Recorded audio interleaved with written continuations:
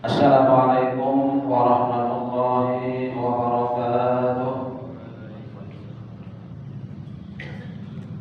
Bismillahirrahmanirrahim. Alhamdulillahi rabbil alamin. Wal 'aqibatu lil muttaqin. Wala 'udwana illa 'alal zalimin. Asyhadu an la ilaha illallah wahdahu la syarika lah. Wa asyhadu anna Muhammadan 'abduhu wa rasuluhu la nabiyya ba'dah. Allahumma shalli wa sallim wa barik ala sayyidina Muhammadin wa ala alihi wa ashabihi ajma'in. Subhanaka la 'ilma lana illa ma 'allamtana innaka antal 'alimul hakim. Wa tub 'alaina innaka antat tawwabur rahim. Wa la hawla wa la quwwata illa billahil 'aliyyil 'azim. Rabbi shrah li sadri wa yassir li amri wahlul 'uqdatam min lisani yafqahu qawli, amma ba'du. Hadirin jemaah salat maghrib Masjid Besar Taqwa yang dimuliakan Allah. Pertama-tama terlebih dahulu marilah kita sama-sama memanjatkan puji dan syukur kita kepada Allah Subhanahu wa taala, karena dengan limpahan rahmat, karunia, taufik dan hidayahnya diwalah, sehingga kita pada malam hari ini kembali kita dapat melanjutkan pelajaran kita tentang kajian ilmu fikih kitab Sabilul Muhtadin yang disusun oleh Syekh Muhammad Arsyad Al-Banjari, Datuk Kitab Lampayan. Salawat serta salam semoga pula senantiasa tercurahkan kepada junjungan kita Nabi besar Muhammad SAW, pada keluarga beliau, sahabat beliau, dan orang-orang yang senantiasa mengikuti jejak langkah beliau hingga yaumil qiyamah. Dan marilah kita sama-sama memperbaharui atau berniat i'tikaf dengan niat nawaitu an a'taqifa fi hadzal masjid sunnatan lillahi ta'ala. Sengaja saya beriktikaf di dalam masjid ini sunat atasku karena Allah Ta'ala. Hadirin jemaah salat maghrib Masjid Besar Taqwa yang dimuliakan Allah. Baiklah, kita akan melanjutkan pelajaran kita tentang itu pasal yang ke-7 kemarin, itu puasa tatawwu atau puasa sunnah. Qala al-mu'allif rahimahullahu ta'ala wa nafa'ana bihi wa bi'ulumihi fid dharain amin. Sebagian ulama yang lain berkata, semua amal perbuatan manusia yang zalim diambil daripadanya dan diberikan kepada yang dizoliminya. Sebagian ulama yang lain berkata, semua amal perbuatan manusia yang zalim, ini menzalimi orang, diambil daripadanya, amal orang yang zalim tadi, dan diberikan kepada yang dizoliminya pada hari kiamat, terkecuali puasa, maka tidak diambil dari orang yang menzalimi. Nah, ini hebatnya puasa kan? Kalau amalan-amalan yang lain, di sini misalnya nih orang ini zalim, jangan zalim, pemimpinkah apakah zalim misalnya. Nah, lalu setiap seluruh amalnya itu diambil, pahalanya kita diambil, dikasih kepada orang yang dizaliminya. Ini pada hari kiamat nanti kan, terkecuali puasa, maka tidak diambil dari orang yang menzalimi tadi. Namun pendapat ini ditolak oleh hadis yang diriwayatkan Muslim. Pendapat ulama aja. Pendapat ini ditolak oleh hadis yang diriwayatkan oleh Muslim yang menerangkan bahwa puasa dan perbuatan kebajikan yang lainnya, puasa dan perbuatan kebajikan lainnya diambil dan diserahkan kepada yang dizalimi. Nah, jadi hadis Nabi mengatakan amalan apakah, puasa apakah, apabila orang itu zalim maka diambil dikasih kepada orang yang dizaliminya.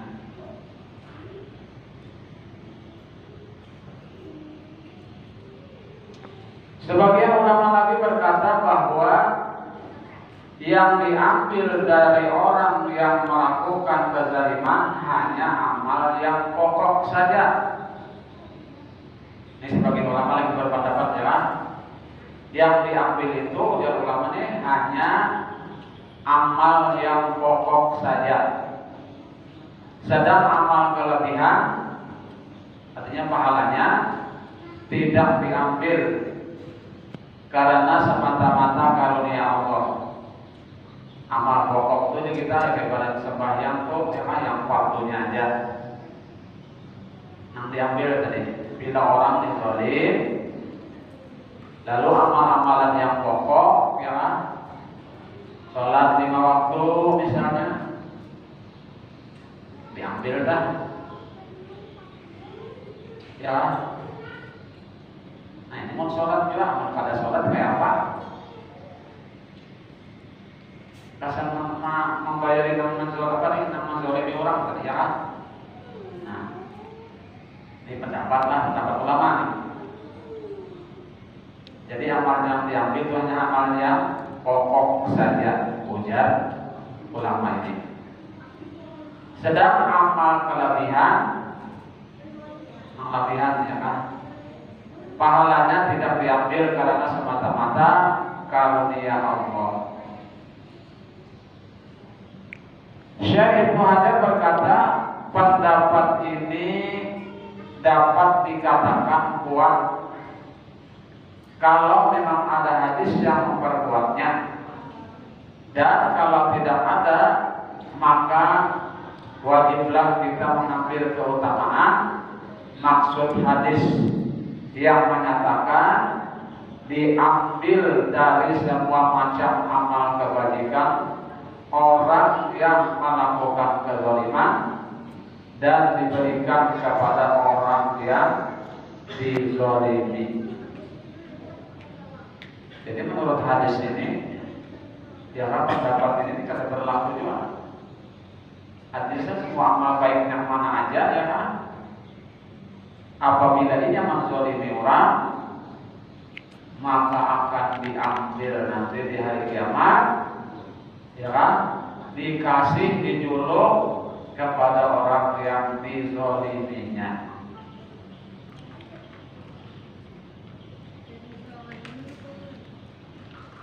Dan kalau habis kebajikannya, ini habis kebajikannya diambil sudah ya kan, habis, maka diserahkan lagi kejahatan orang yang dizalimi.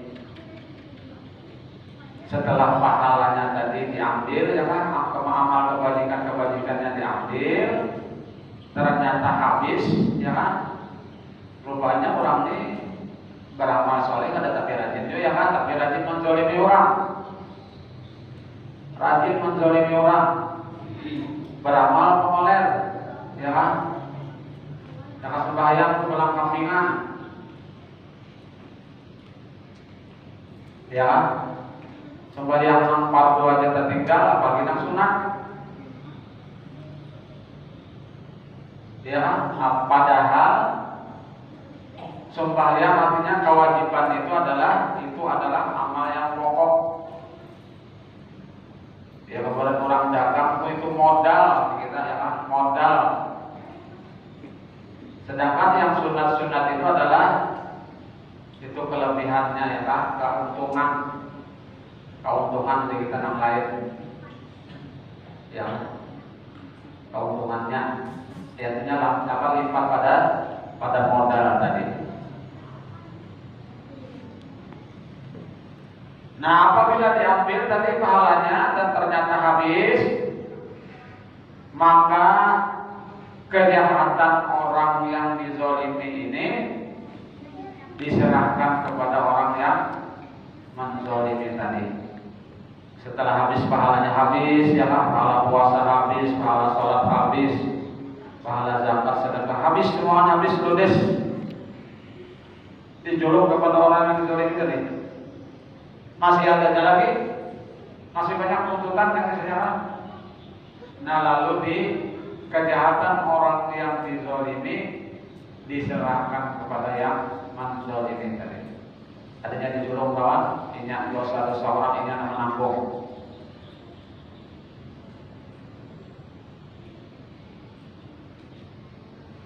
Kejahatan orang yang dizolimi akan lebih aula diambil ketimbang kebajikan orang yang melakukan kezaliman yang pokok dari kelebihan pahalanya.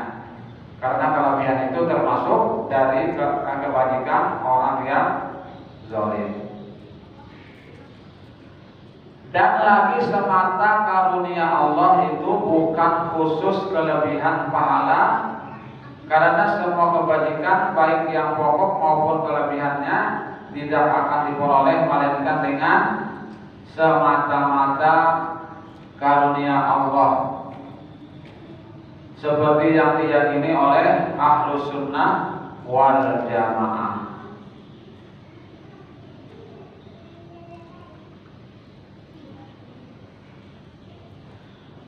Dan di antara hadis yang menyatakan kelebihan puasa ialah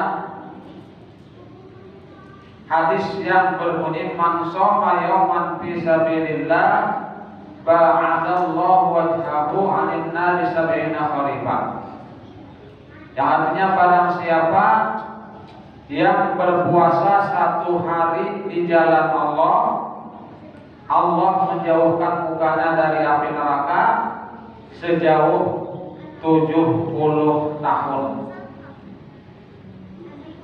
Barang siapa yang berpuasa satu hari di jalan Allah, Allah akan menjauhkan mukanya dari api neraka sejauh 70 tahun. Sehari puasa 70 tahun, dijauhkan dari api neraka. Hadis riwayat Bukhari, Muslim, Ahmad, Tirmizi dan Nasai dari Abi Sa'id. Puasa sunat itu ada 3 macam. Pertama, yang dilakukan pada setiap tahun ialah puasa tanggal 9 dari bulan haji, 9 Zulhijjah. Ya, itu hari Arafah. Tetapi yang terlebih muakkad selain dari tanggal 9 itu ialah hari Arafah, maka sunat puasa hari Arafah itu bagi yang tidak mengerjakan haji dan tidak dalam perjalanan dan tidak pula sakit. Jadi yang berpuasa di hari Arafah adalah khusus bagi orang yang tidak melaksanakan ibadah haji. Sedangkan bagi mereka yang melaksanakan ibadah haji, maka itu adalah tidak boleh, ya, namanya khusus ibadah, yaitu hukum di padang Arafah. Jadi yang sembahyang sholat puasa Arafah itu hanya orang yang tidak melaksanakan haji. Dan dari orangnya tidak dalam perjalanan dan juga tidak dalam keadaan sakit. Rasulullah bersabda, siyamu yaumi arafata uhtusiba 'alallahi ayyukaffira sanata allati qablahu wa sanata allati ba'dahu. Artinya puasa pada hari Arafah karena Allah dihitung atas Allah menutup akan dosa setahun sebelumnya dan setahun sesudahnya. Artinya puasa pada hari Arafah itu menghapus dosa 2 tahun, ya, 1 tahun yang sebelumnya dan 1 tahun yang sesudahnya. Hadis riwayat Muslim.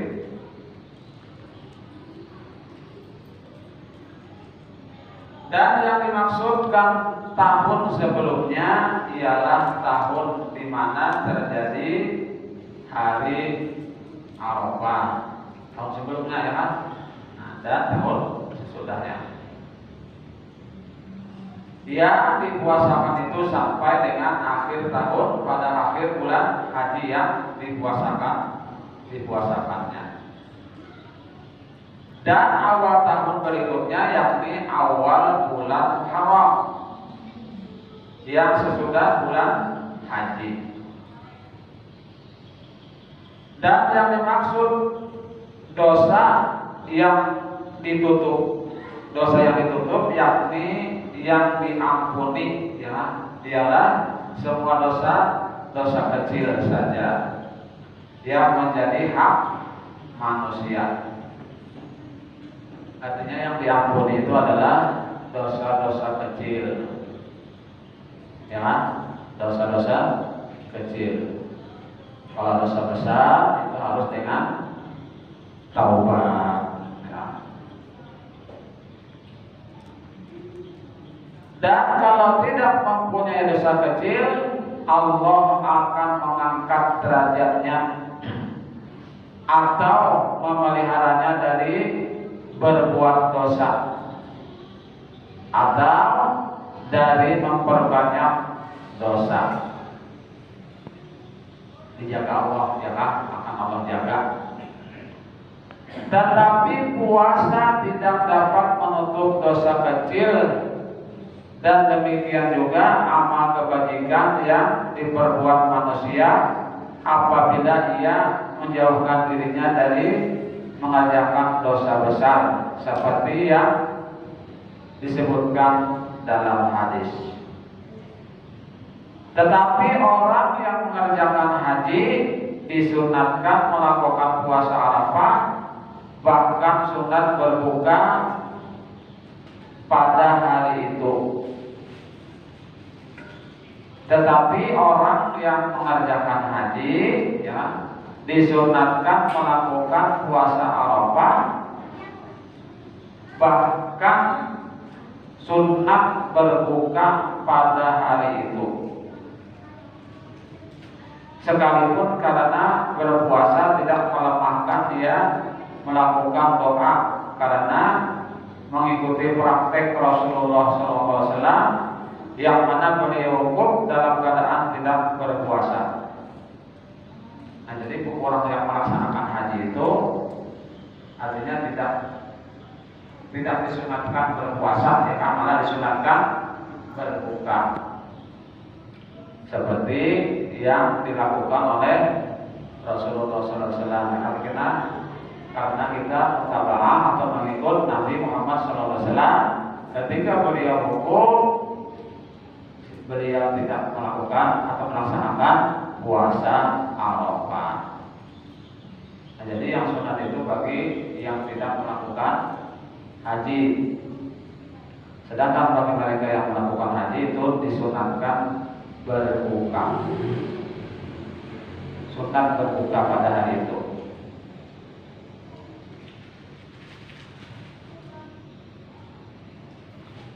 Dan lagi agar ia dapat memperbanyak berdoa dan berzikir dan membaca zikir pada hari itu, ya kan? Tujuannya supaya kuat berdoa dan berzikir, ya kan?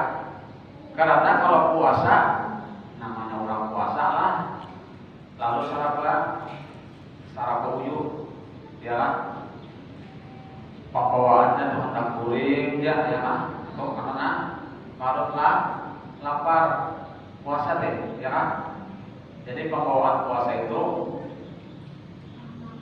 pindah kuring dan pindah ya kan, kalau lapar ya kan. Nah, jadi kalau tidak berpuasa berarti tenaga kuat untuk berdoa dan membaca zikir pada hari itu. Dan berpuasa pada hari itu menyalahi keutamaan. Jadi berpuasa pada hari itu menyalahi keutamaan ini bagi orang yang melaksanakan haji. Artinya supaya kuat, karena waktu kuat ibadahnya kan, berzikir, berdoa.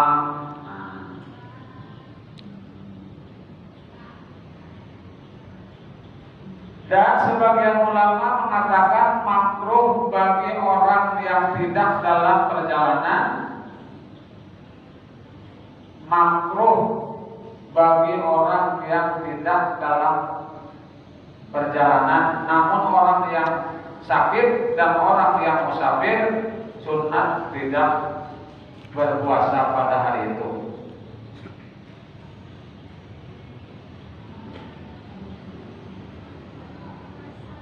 Syekh Khatib serta fama taqoblah.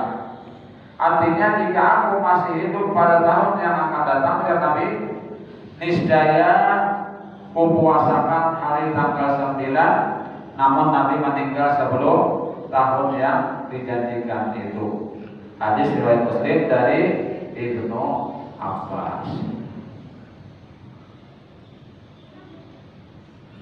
Hikmah puasa pada tanggal 9 Muharram kalau dihubungkan dengan puasa Asyura untuk dijadikan sebagai bagian puasa Asyura karena kemungkinan tersalah menghitung awal bulan dan juga agar menyalahi orang Yahudi yang mana mereka puasa pada hari ke-10 Muharram.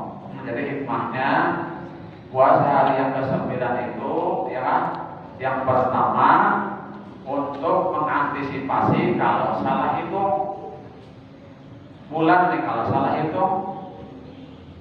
Yang kedua untuk supaya berbeda dengan kaum Yahudi, karena Yahudi itu puasa juga pada bulan tanggal 10 Muharram itu ya kan. Nah, jadi supaya berbeda dengan Tuhannya, berbeda dengan awet, kita harus puasa pada tanggal yang ke-9 Muharram. Itu hikmah ya kan, puasa pada tanggal 9 Muharram. Disebutkan dalam kitab Mughni bahwa hikmah puasa Arafah menutup atau menghapus dosa 2 tahun dan puasa Asyura menghapus dosa setahun, karena hari Arafah itu adalah hari Nabi Muhammad SAW, yakni pada hari Arafah khusus bagi umat Nabi Muhammad SAW, sedang puasa Asyura adalah hari Nabi Musa, yang mana orang Yahudi berpuasa pada hari itu. Sedang Nabi Muhammad lebih mulia dari nabi-nabi sebelumnya, maka puasa pada hari Arafah itu menghapus atau menutup dosa 2 tahun. Karena itu hari Nabi kita Muhammad Sallallahu Alaihi Wasallam.